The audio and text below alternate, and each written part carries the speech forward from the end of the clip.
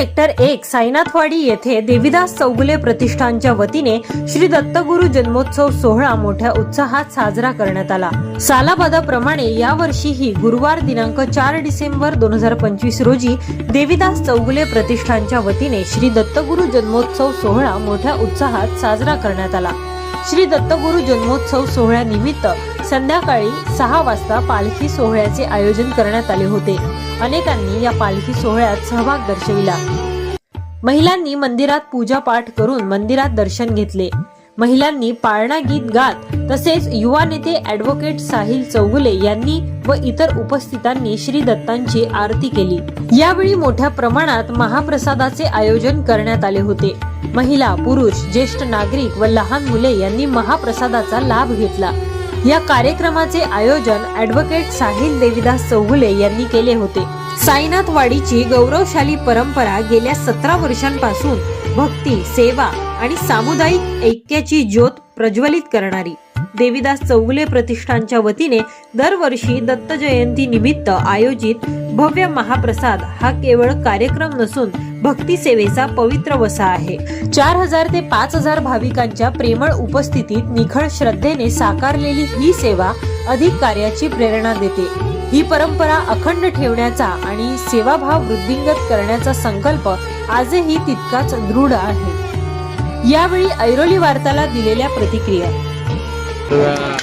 दत्त भक्तांना सर्वप्रथम तर दत्त जयंतीचे खूप खूप शुभेच्छा। गेली 17 वर्ष झाले आम्ही हा कार्यक्रम इथं करतोय। दरवर्षीप्रमाणे यावर्षी पण आमची पहिले पालखी सोहळा होतो। पालखी सोहळ्यानंतर सुमारे 4 ते 5000 लोकांचं इथं महाप्रसाद होता आणि सर्व लोक तुम्ही बघू शकतात। रात्री 1 वाजले तरी ही गर्दी तशीच असते। सर्वांना अजून एकदा दत्त जयंतीचे खूप खूप शुभेच्छा। अन्नदान, माझ्या वडिलांनी मला सांगितलेलं, अन्नदान हे सर्वात मोठं पुण्याचं काम असतो। प्रत्येक वर्षी किती जास्तीत जास्त लोकांचं महाप्रसादचं आयोजन नियोजन आम्हाला करता येईल त्यावर आमचं लक्ष असतं आणि प्रत्येक वर्षी हा कार्यक्रम आम्ही मोठाच करतो। त्याच्या कार्याबद्दल काय बोलावं? लहान मूर्ती अगदी आणि कीर्ती एवढी महान आहे की त्याच्या कोणत्याही गोष्टीबद्दल आपण हे करू शकत नाही। आणि आज जर बघितलं तर लहान वयाचा एक कार्यकर्ता म्हणून तो सर्वच ठिकाणी सर्व लहान मुलांच्या, बहिणींच्या सर्वांच्या मनात अनामत बसला आहे।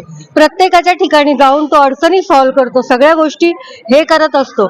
अगदी प्रत्येकाच्या घरी जाऊन प्रत्यक्ष कोणाला काय वेदना आहेत, काय त्रास आहे, म्हणजे साहिल सारखं व्यक्तिमत्व जन्माला येणं दुर्भाग्यच आहे। साहिल म्हणजे एकदम best, he is the one man army. Likewise I think that wise हे एक पुण्याई असं समजू आम्ही देवीदास दादांची। त्यांचा आशीर्वाद सर्वस्व पूर्ण साईनाथवाडीवर, साहिल भाईच्या अंगावर आणि आमच्या सर्वांच्या डोक्यावर असल्यामुळे हे सगळं जे काही कार्य आपण हातात घेत आहोत ते अगदी सर्वांच्या याच्याने हातभरीने हे कार्य पूर्ण होत आहेत।